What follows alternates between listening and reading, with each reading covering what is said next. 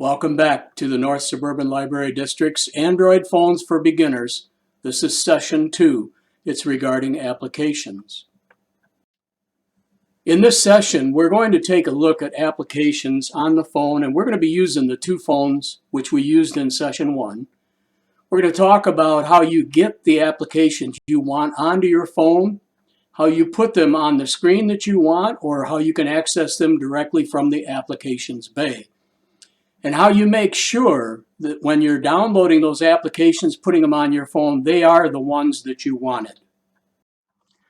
We're going to be using the same two phones that we used in the first session. We're going to use the Motorola Z Play Droid and the Samsung S10e as examples of the apps bay location operation, getting apps onto your phone and getting them onto the screen that you want them to show up on for quick access. I want to emphasize again that what you're going to see with these two phones may not necessarily be the same as what you will have on your phone. I'm going to just repeat that all manufacturers seem to have their own ideas about how you should be using their phone, and the carriers further complicated that by deciding which things you should see first and what the wording should be on various screens. So please understand that whatever you're going to do on your phone, there will be a similar operation, and you will be able to handle applications in a similar manner, although what you touch, where you slide to, which direction you slide up, down, left, right, etc., those things may be different for your phone. I'm going to take a look at this Motorola Z Play Droid phone, and I'm going to talk a little bit about the applications bay and how you access applications that you don't have pulled up to one of your top working screens. Before I get started, I want to show you that on this phone, on the Motorola Z Play Droid phone, the application pages, if you will, the pages that you've loaded your ready access applications onto, are not represented by dots. They're represented by this dash line, which if I add another page, the line gets smaller, and as it moves across the screen just below that up arrow, you can see that it's indicating what page I'm on, but then it disappears. So there's no permanent indication of which app page you're on. You have to sort of remember where you set things up on your phone. And again, as I mentioned before, when you want to pull up the apps bay, you put your finger on the phone somewhere, and I'm going to put right above that up arrow. I'm going to put above that up arrow, and I'm going to drag that apps bay up. So you put your finger somewhere in the working area of your phone, and you lift up. On this phone, you can only lift up. I'm going to put it away, and I'm going to try to swipe down, and that pulls down the information from the top panel. Does not pull down the apps bay. And even though I was pulling down from the middle of the bay there, it just thinks that I want to get stuff at the top. So there's a difference between this phone and the Samsung S10e, and more than likely a difference between these phones and whatever phone you're carrying. Going back to talking about the apps bay, if I lift up and pull up the apps bay, you'll notice there's a band across the top, and most recently used apps are at the top. And then below that, it starts alphabetical. So on this phone, you do not go left and right to look at the apps. You lift up and you keep scrolling, if you will, down alphabetically through to find whatever app you'd like to use. Now, you can start any app from the apps bay. So suppose I wanted to find my converter and convert some units. I can tap on the converter, and that brings up my converter. And then if I want to convert some units in distance, I can tap on distance and get distance. You understand what I'm saying? So I'm going to go ahead and go back to the apps bay, and now you can see I'm back in the apps bay. However, it's interesting. If I click the close button, you'll notice that the converter units are still open. And this, again, as I pointed out to you, make sure that when you're done using an app, you close it. If you don't close the app, it is continuing to run, quote, in the background, as they call it, and that will take a drain on your battery. That will add to the use of battery power, shorten the life of your phone for this particular charge cycle.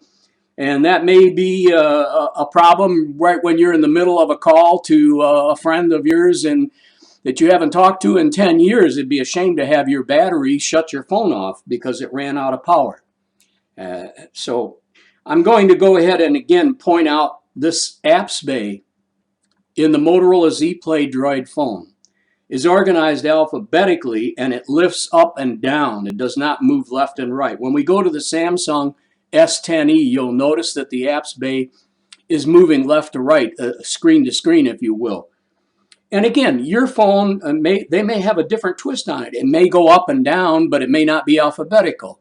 It may go left and right, but it may be alphabetical left and right. Every phone manufacturer and carrier have their own ideas of what you should be doing and how you should be doing it. And they, for whatever reason, they don't want to have a standard. They don't want to design to a standard. They want to have, quote, a competitive edge. And that's why these guys keep changing all the rules on us and making life a little bit difficult to change to a new phone. And there's many of us, I'm sure, that have stuck with an old phone, a flip phone or whatever. We've stuck with that phone forever because we just didn't want to go through the pains of upgrading to a newer phone and trying to learn all these placements and rules again. So anyhow, talking about the apps bay, I want to point out that in the apps bay, you will find either an app called Files or an app called File Manager or an app called File Locator. It may be called any sort of things, but there's usually going to be an app with a folder image on it.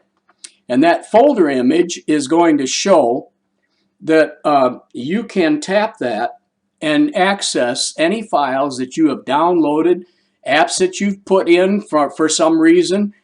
Here I can see that I've got 407 pictures that I could look at. I've got 6 audios, 15 videos, and I've got 111 documents. Well, I'm sure most of those are going to be flight documents from my drone, but there you can see if I tap documents, and likewise, in a consistent manner, Motorola organizes everything you're looking at alphabetically. So here we go. The files are listed alphabetically, not by the date and the time that I downloaded them.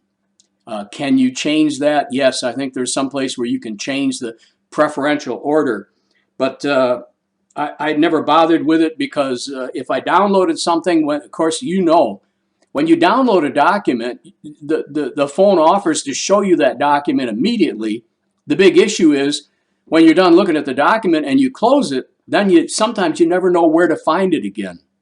So this is, just want to point out that, let me open up this videos and see what's here. Again, videos are organized numerically. I don't even have any alphabetically labeled videos here. So I'm going to get out of there. Let me see what I've got in pictures. Well, pictures, I've got thumbnails pulled up, so that's not going to help. Anyhow, the documents you did see, I think the documents are numerically, and then they go to alphabetically. Standard format for alphanumeric presentation of anything. Now, I'm going to go directly to close. Instead of backing, using the arrow to go back, I'm going to hit the square button, and I'm going to go ahead and close this because I don't want that file manager running and using power from the battery. Remember, when you're done using an application, stop the application from running. Don't just put it in the background. Don't just walk away from it and leave it drawing power from your battery. Again, I lift up, I get applications. I go back down, the applications go away. If you had downloaded the reading applications from the library, we're going to talk about those when we get on the Samsung S10e.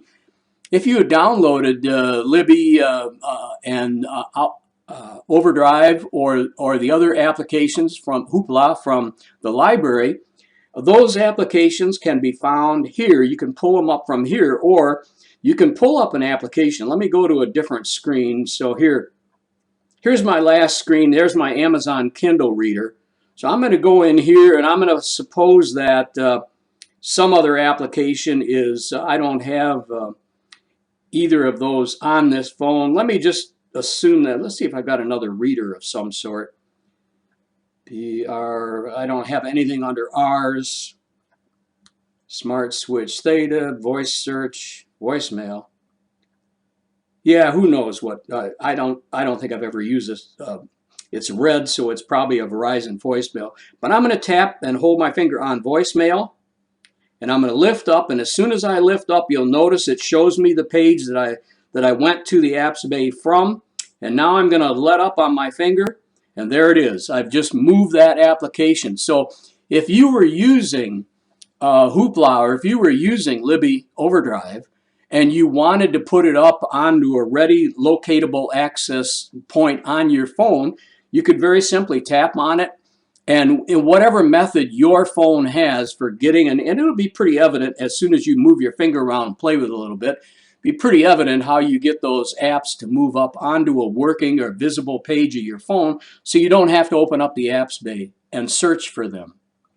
So that's how I would have done that if I had those apps on this phone. I do not. This phone, I quit using this phone a couple of years ago. So anyhow, I'm going to go do one more thing. I'm going to pull down from the top and just show you on this Z Play Droid phone. If you pull down from the top, there's apps that are still running. Google Play services there. I don't care. Yeah, I don't care about my Gmail. I don't need to sign into a Verizon. Anyhow, I'm getting rid of those notifications by swiping them. I can't get rid of the SIM card one because that's a system notification. Yeah, and Android keeps wanting me to sign into a network. But anyhow, at the top, you'll notice I have the direct system access applications, which are always there.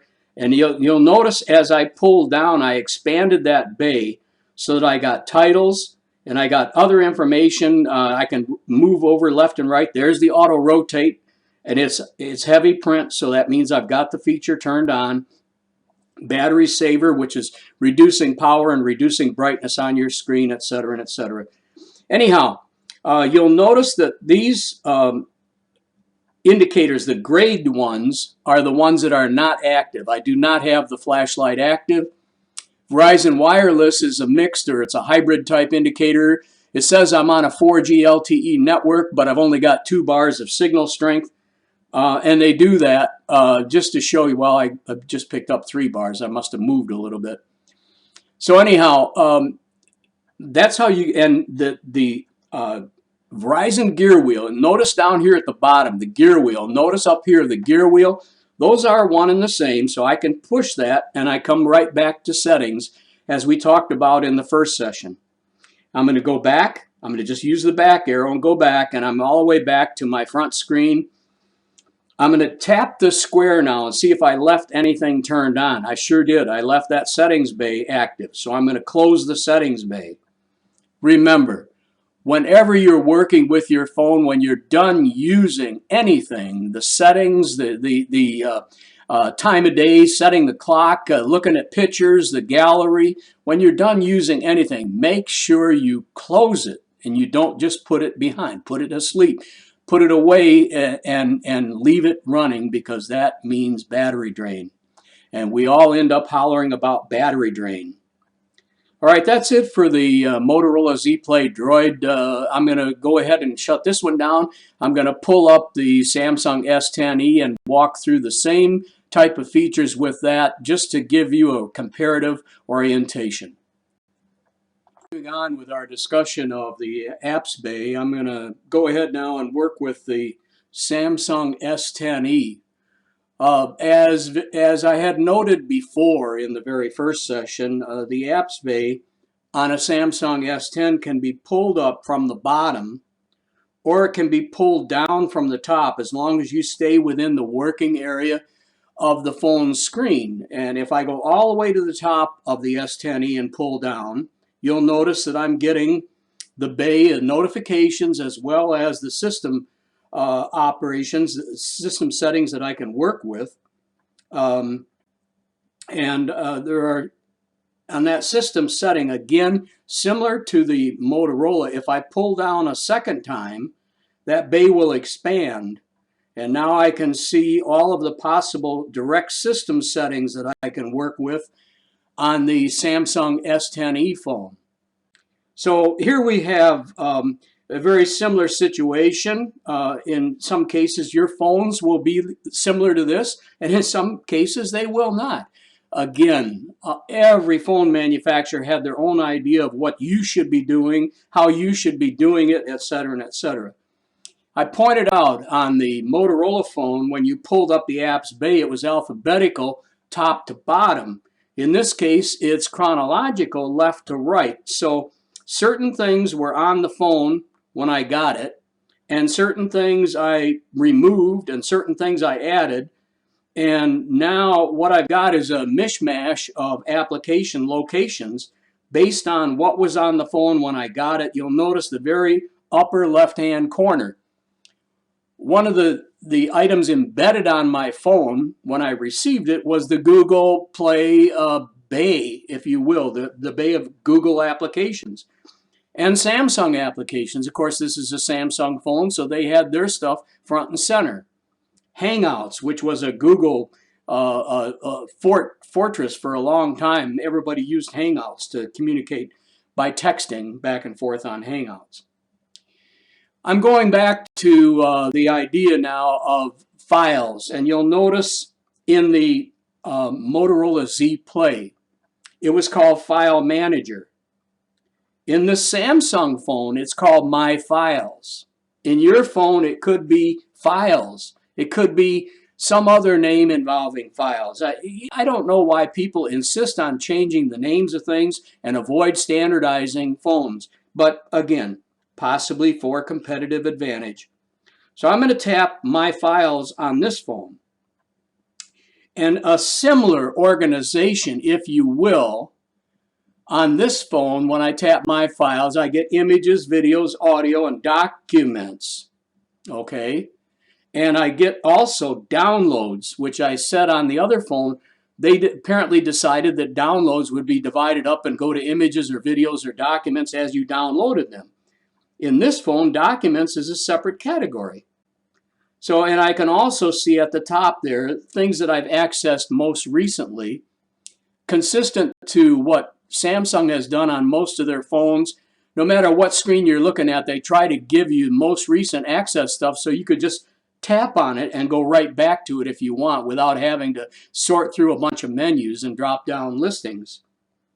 All right, now in this case, I'm going to tap downloads and see what I've got for downloads. So there's some downloads. Okay, so these are, I support the Center for Learning and Retirement, and these are things related to classes at CLR.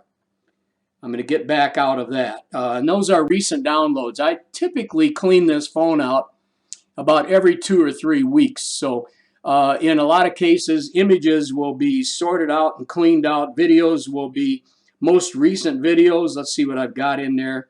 Camera, VZ Media, DJI, which is the drone videos, MP4s. Those are, as you can see, a lot of car stuff because I'm involved in a lot of car stuff. So I'm going to back off of that. Now I'm going to back out of this My Files, and we're going to take a look again at other applications. Well, what didn't I do? So those of you who are remembering this and who are concerned about the battery usage that you might get into, what didn't I do? I didn't close it. So you can see that when I opened up the, when I tapped on the 3 bars and opened up the image, I've got the files that I actually have open and running right now. So I'm going to close all and get rid of that battery drain. I don't really want that battery drain. All right, so now what we need to talk about a little bit more is the library applications. And if you had downloaded Hoopla or Libby Overdrive onto your cell phone, you would find them in the apps bay. However, in this apps bay on the Samsung S10e, it is chronological. Oops, I didn't mean to tap that. So they would be here at the end of the apps. They wouldn't be alphabetical under H and under L. They would be here at the end of the apps. I have not downloaded those 2 apps onto this phone, and therefore I can't show you pulling them up. But I wanted you to know, and we will talk a little bit about that, about finding apps and getting them onto your phone next. I wanted you to know that when you download those apps, they aren't automatically on one of your working screens. Here's my working screens. They're not automatically there, okay? I'm going to close that up. Again, I had that Apps Bay search going on, and although that doesn't take a lot of power, that does take some power. If you get used to turning things off, always making sure that the apps that you've looked at, used, worked with, thought about, anything that you opened up to even look at, make sure that you turn it off and don't just put it behind. All right, so back to the subject of these screens. So had I wanted to put Libby or Overdrive onto a bay, I could pick a fresh bay, or I could pick a bay that currently has something in it, and you've seen the procedure. So let's just review that procedure one more time.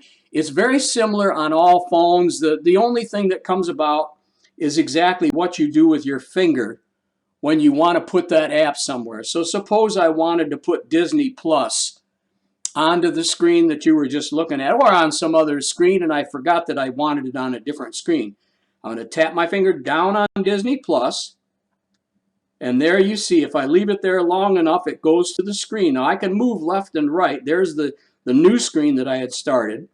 And if I let up on my finger now, it's going to go to one of these grid spaces. You can see the outlines showing up as I move around. So maybe I wanted it here for now. If I let my finger up, there it is. It snaps into place, and I've just put Disney Plus on my fourth window. Again, on this phone, on the Samsung S10e, I have indicators across that bottom row, just above the quick access, fixed quick access group. I've got those indicators, and they show me whatever screen I'm on. And again, as I mentioned in the first session, the 4 or 5 or 3 on some phones, but I think it's 5 normally on a phone.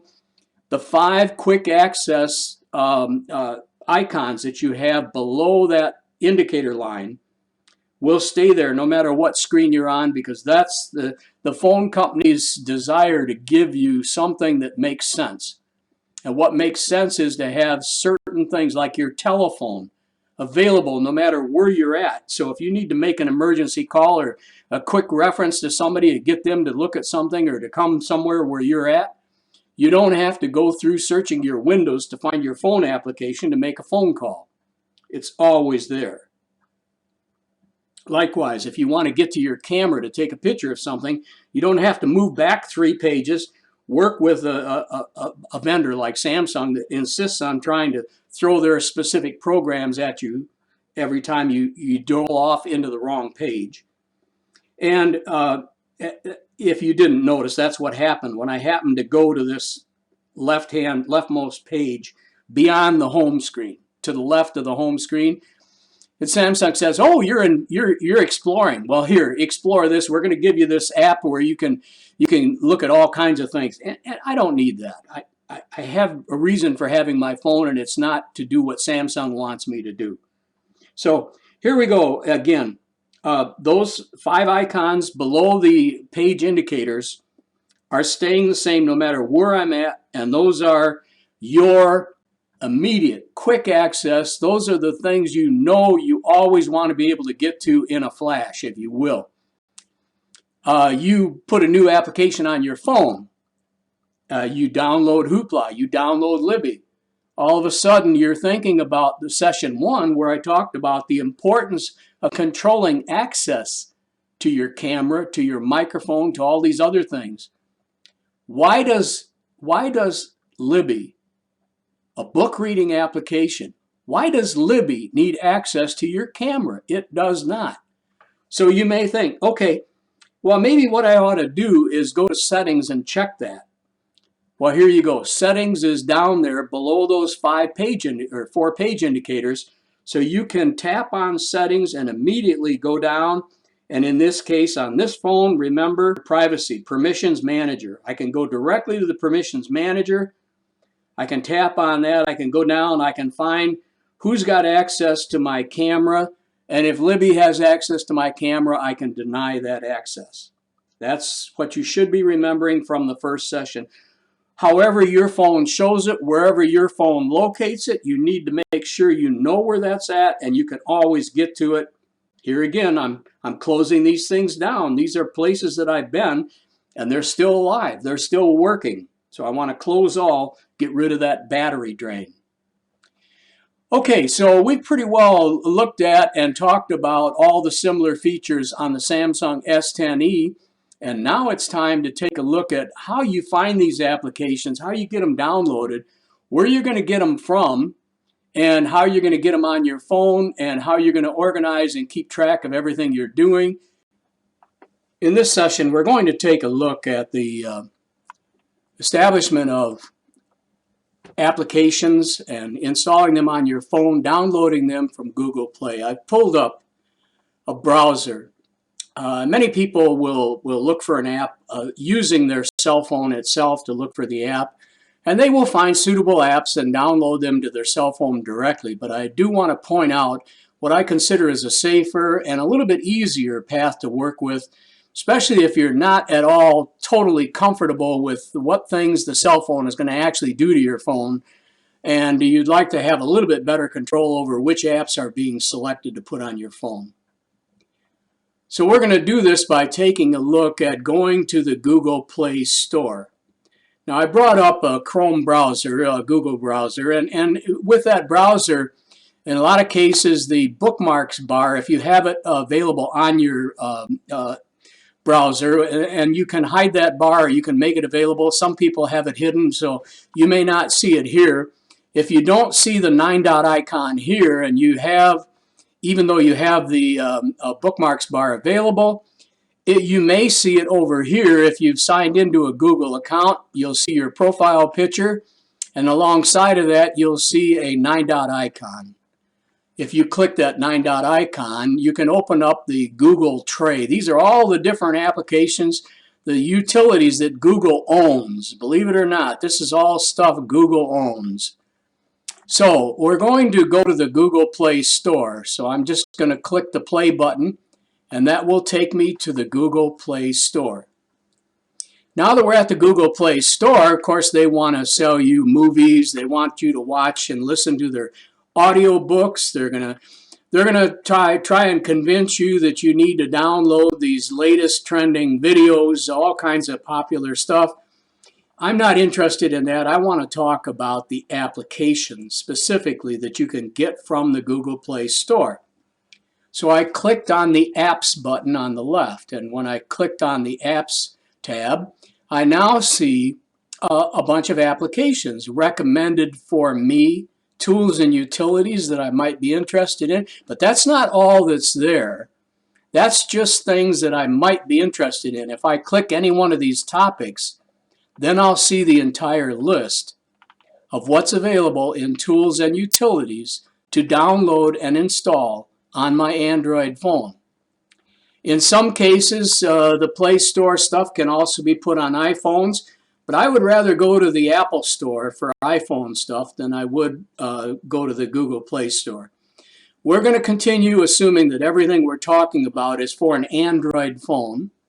And I want to point out in starting here, many of you have seen on TV lately that the TV channels will show a QR code in the lower corner. QR stands for Quick Response. And you can go to the QR code as soon as you train your phone's camera on the QR code. A couple of corner marks should show up, such as you're seeing illustrated here, these blue corner marks. And when the corner marks show up, you move the phone in or out around until you get the corner marks of the phone lined up with the corner marks of the QR code. And then a link will show up on your phone. Typically, if you click the link, tap the link that shows up on your phone at the time that you've got it lined up on the QR code, it will allow you to download the application. For example, the Weather Channel, if you're watching Channel 17 lately, 4 on cable, and they flash their QR code. If you go to that, pick your cell phone up, train it in on that QR code. If you have a QR reader on your phone, it will find that code It will find the link that that code is leading to, and it'll allow you to tap a location to download and install the weather application on your phone. Just that easy. So QR codes are getting quite popular. The young kids use them a lot. The younger people use them quite often to link to sites, to go after special offers, et cetera, to buy tickets for events. In this case, we're just going to talk in mentioning that there are 1, 2, 3, 4.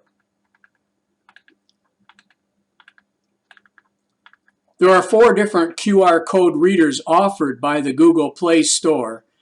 The least of them has 4 9/10 or whatever that is. They cut off one leg of that last star. This one has a full 5 stars. This one has 4.5. This one has 4 3/4 roughly. So the QR code readers are, and everything in the Google Play Store is ranked according to its performance. The number of advertisements, which it brings in automatically as you try to use it. The efficiency of the application itself. There's a system of ranking, and these rankings are also based on how many people have downloaded it, how many people have complained about it, not complained about it, etc. How many people have commented that they like it. So that's all involved in the ratings, and the advantage of going to the Google Play Store as opposed to directly loading something that Google found for you on your Android phone is that you can look at other things that do the same task and make a rather more intelligent decision on which one you'd rather have.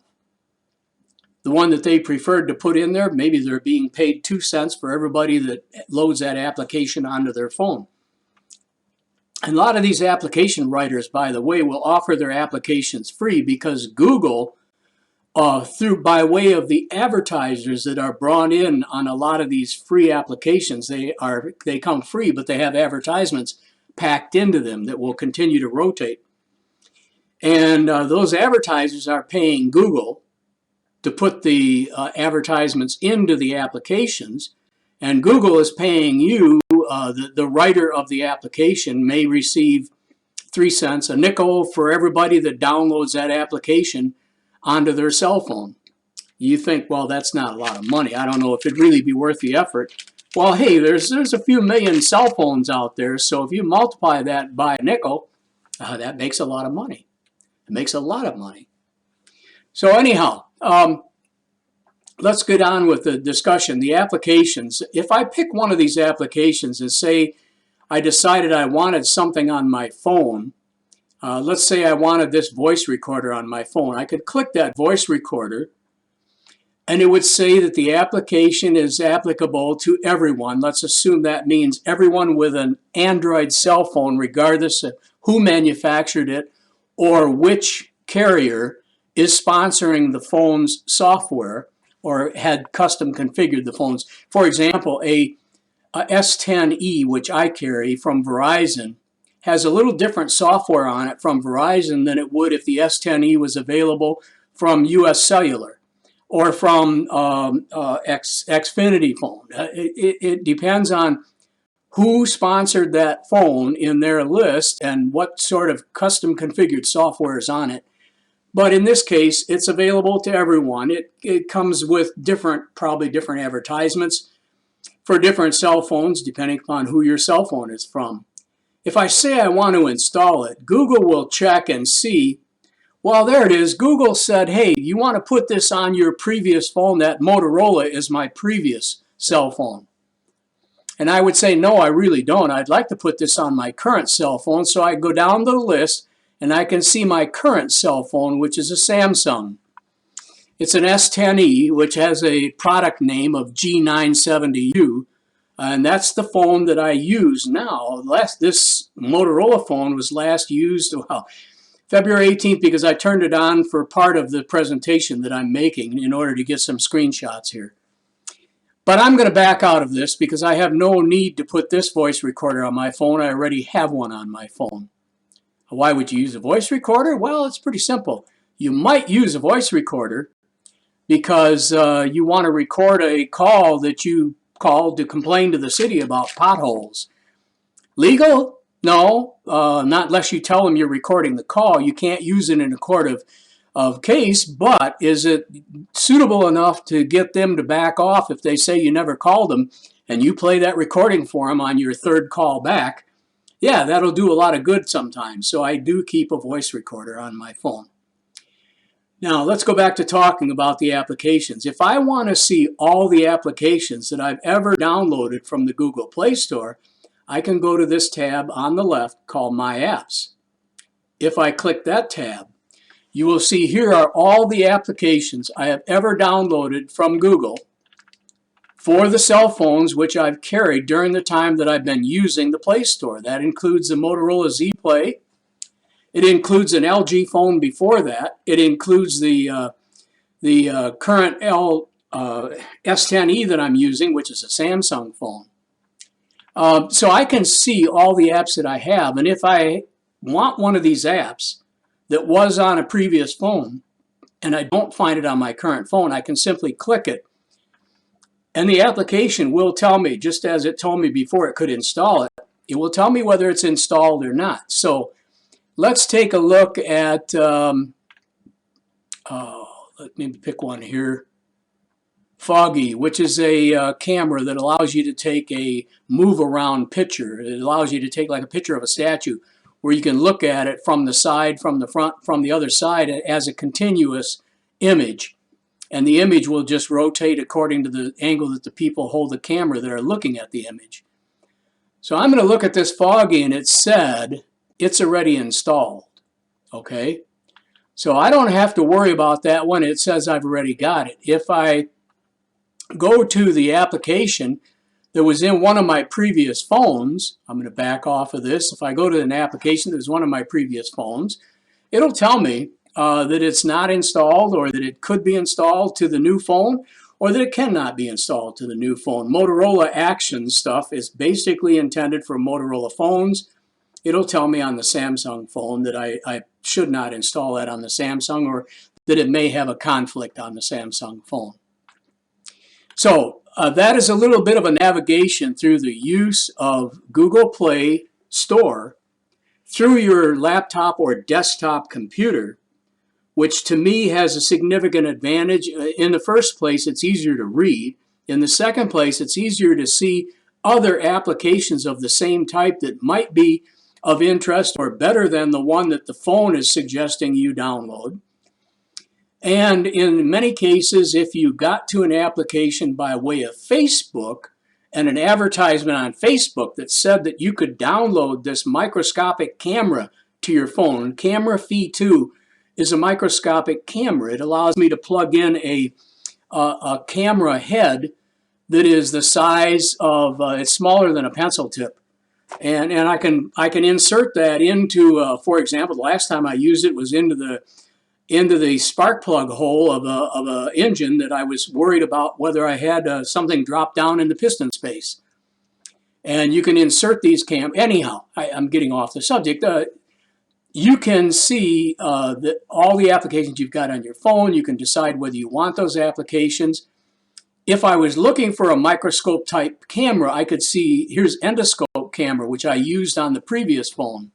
I could see all the different, if I go just to apps itself and I look for endoscopic type cameras, I can actually put that in here. Let's put endoscopic. There it says endoscope camera. I see that. I backed over it. So here's endoscope apps for Android. Now it's going to show me all the possible micro camera applications that I could put on an Android phone. And there are thousands of them, hundreds of them, be realistic. There's hundreds of them.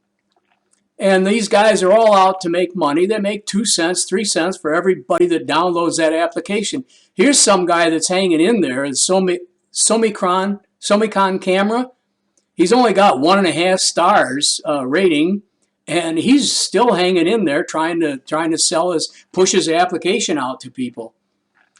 So you can search specifically for anything that you want. Weather applications. So here's weather applications, and you can see all the different weather applications which you can download to your phone. You can get the weather in Hawaii. You can get the weather and specifically from TV stations in New York and in California, or you can go to places like the Weather Channel where you can dial in a zip code and get the weather from anywhere. Again, a little bit of a look at the advantage of using a computer and a big screen, if you will call it that, on a laptop or a desktop, to search for the applications which you would like to put on your phone so that you can make a little more informed and a better decision about what you're actually going to be using. And with that, I'm going to exit this presentation, and we're going to go back to talking about the use of apps on your cell phone, how you get them there, how you move them from the apps bay to the working screens, how you move them from screen to screen, how you get rid of them if you don't want them on the screen anymore, but you still want to keep them in the apps bay. We're going to go through all that in just a minute as I close this up, and I'm going to go back to the normal application setup. Now that we've taken a look at installing applications on your phone and getting them up on the screens that you want them, we're going to talk a little bit about the North Suburban Library District's use of Hoopla and Libby Overdrive, which are book reading applications. One of those actually has even a children's section to it. Perhaps both of them do.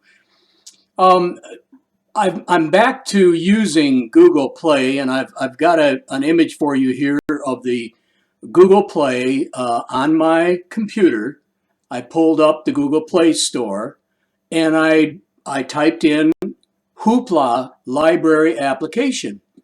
And here's the bay of library apps, and Hoopla Digital, which is immediately featured as probably the most popular and the most common, and it's highly rated, is right there for you to click on and see if you want that loaded onto your phone. So if you're working with a North Suburban Library District card and you would find the need for the Hoopla application on your cell phone or on your tablet or on whatever other device you're using, you can go to the Google Play Store, or you can search for it right directly from your device. Again, my only point is that for other apps, for apps where you don't specifically know which name or you don't particularly know which builder of that type of app you care for, I like to be on a big screen so I can see the comparative other apps alongside of it and figure out which one I'd really rather have. In this case, the library has said Hoopla Digital Reader, and that is specifically a title. So if you search for that on your phone, it's highly likely that you would have the right thing, even picking it from a squint screen on your phone. I call it a squint screen because I have to squint to see a lot of the stuff on cell phone screens. Notice to the right of this, two places, is Libby by Overdrive, and that's the second one we're going to talk about. But first we're going to talk about the Hoopla app. So if I selected this and I told Google Play I wanted it downloaded to my cell phone, within a matter of, usually it takes 20-30 seconds, you would get a notification from the Play Store that the app is on your cell phone ready to use. And you would then go to your cell phone and you would find that app, and then the next thing is, how do you use that app? I'm going to show you here after Hoopla, and after we talk a little bit about Libby Overdrive, I'm going to show you the same thing from Libby Overdrive. All of these apps, any app that is significant in the use, the education of people, the use of for businesses or anything like that, there's going to be a help screen, there's going to be a help menu, or there's going to be a help video. So here we are, we're going to take a look at Hoopla's help video, which would come up immediately if you tap the app on your phone. Once you've got it downloaded, you've either opened it up from the apps bay or you move it to a working screen and you open it up from a working screen. You would then be greeted with the Hoopla introduction and the invitation to watch their get oriented, get acquainted, here's how it works type video. This is Dan Griffin at Hoopla. In this tutorial, I'm going to show you how to browse, search, borrow, and play content on your supported Android device. If you haven't already done so, you'll need to install Hoopla on your phone. Let's start by going to the Google Play Store, and there we're going to search for Hoopla Digital. Once you find it, you can just choose to install. Once you're registered for an account at Hoopla, you're ready to start browsing and borrowing content. If you aren't registered, you can sign up for a new account either on the web or through the mobile app. If you need help getting registered, click the button on the screen to go to the registration tutorial. When you install the app for the first time, you'll need to log in with the username and password you selected. Once you've done this, the app should remember you. You won't need to re-authenticate very often. The first time you open various screens on Hoopla, you may get short tutorials or requests from Hoopla for certain permissions on your phone. We suggest that you allow these to make sure that you're getting Hoopla's full functionality. With the Hoopla mobile app, we can do several things. We can browse for content, we can search for specific content, we can add something to our favorites lists, meaning it's something we want to watch later, and then of course we can actually borrow content and play or read it. Let's take a quick tour. Let's start at the home screen. This is a great launch point to begin browsing. I want to draw your attention to the top of the screen where it tells you how many borrows you have remaining this month. Your total allowed borrows is set by your library. In my case, I have 4 remaining. Your borrows reset at the beginning of each new calendar month. So if your library does 10 per month like mine does, then you'll get 10 more on the first day of the next month. At the top of the screen, you'll see that I can choose audiobooks, movies, music, comic books, ebooks, and TV. Let's click on ebooks. Ebooks are just like regular physical books, but the text is shown on your device. Through Hoopla, you have access to hundreds of thousands of ebooks instantly, and you can take them with you wherever you take your phone or tablet. You'll see that you can browse by genre, recommended, featured, or popular. Let's see what's popular. Let's take a look at Radium Girls. This looks like something that I'd like to read at some point, but maybe not today. So I'll choose to save this one for later. I can do that just by clicking on the little heart. I'll just use my back button to go back, and this time I'll choose Rich Dad, Poor Dad.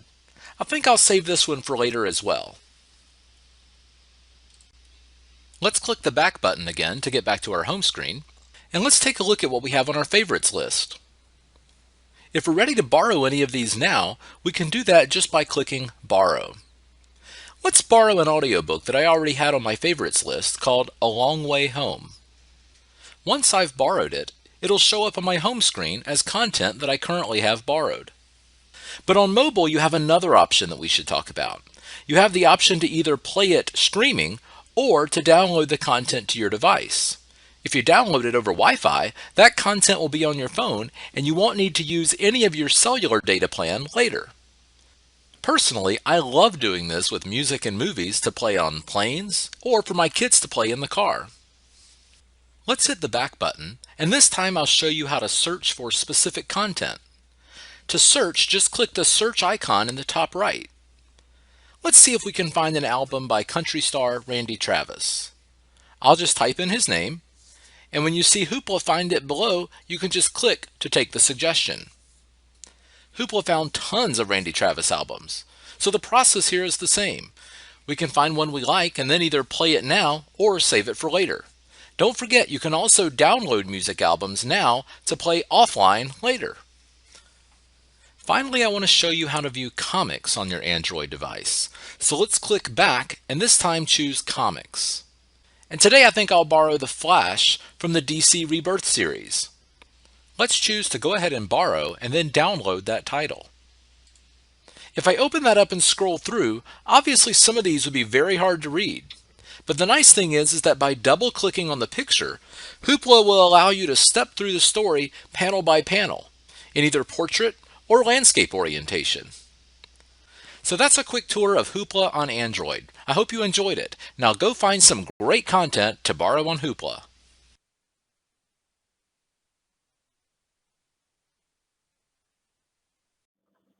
Before we continue with our discussion of Libby by Overdrive, I just want to point out a couple things from the previous video.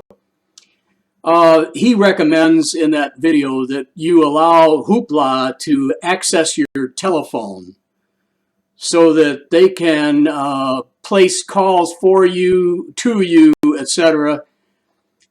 You can make your own mind up about things like that. I don't think the library requires you to leave Hoopla to have access to your telephone.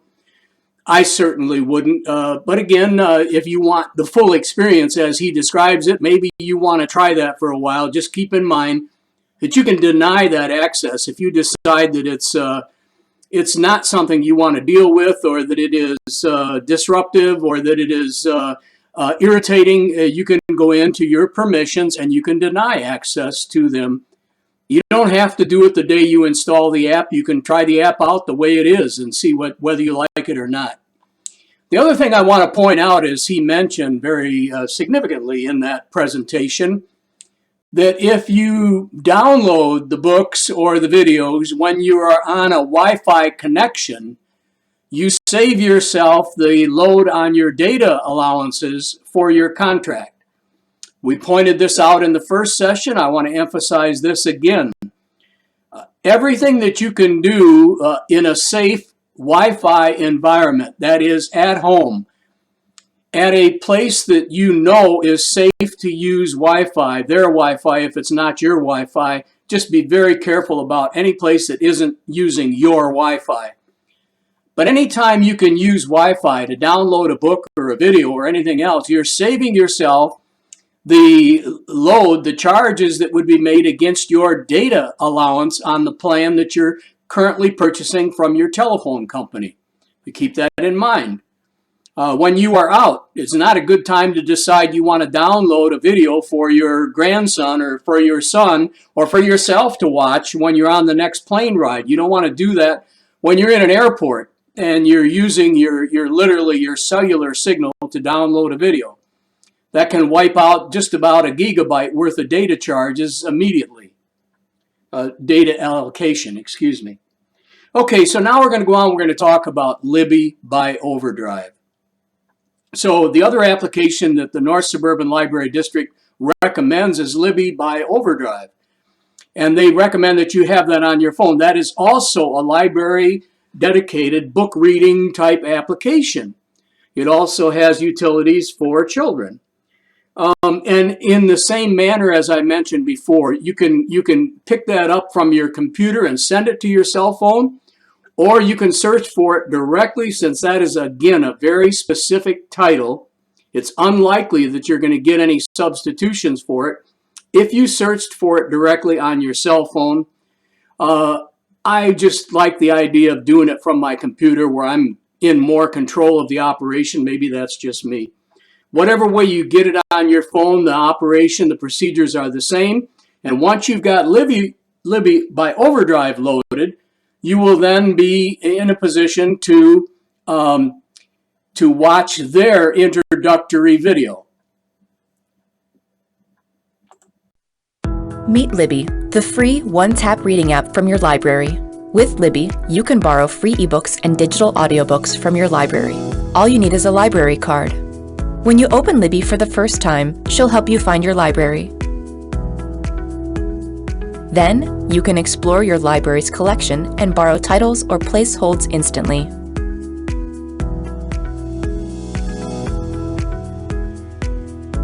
On your shelf, you'll find all your loans and holds, as well as any titles you've tagged.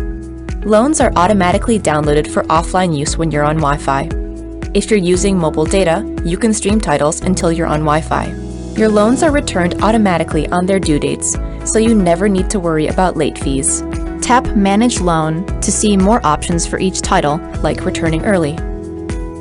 Tap a title to open it and start reading. If you belong to a library in the United States, you'll see the option to send most ebooks to Kindle or to start reading in Libby.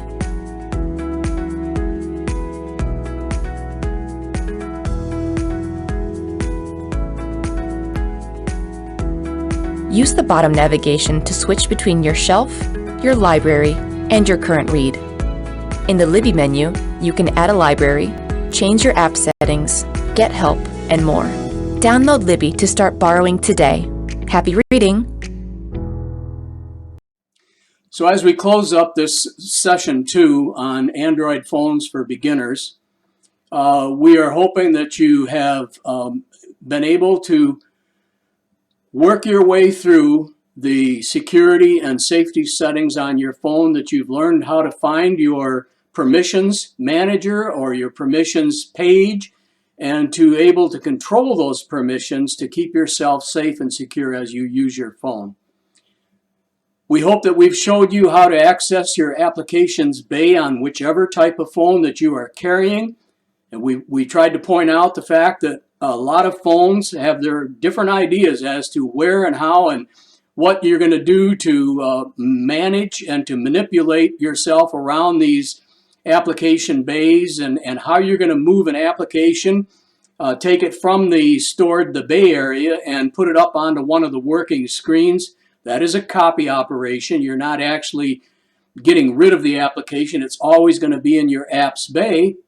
But we've tried to show you how you can put those up onto working screens and position them in a manner that will make sense to you when you go looking for them to use them.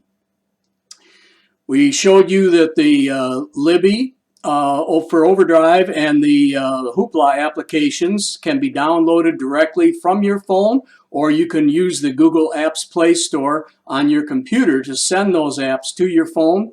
And once those apps are on your phone, we've showed you that both of those apps have introductory videos that will help you navigate your way around and start learning how to use the features of those particular applications. We thank you all for coming. This has been a presentation for the North Suburban Library District on Android phones for beginners, and we hope to see you again soon.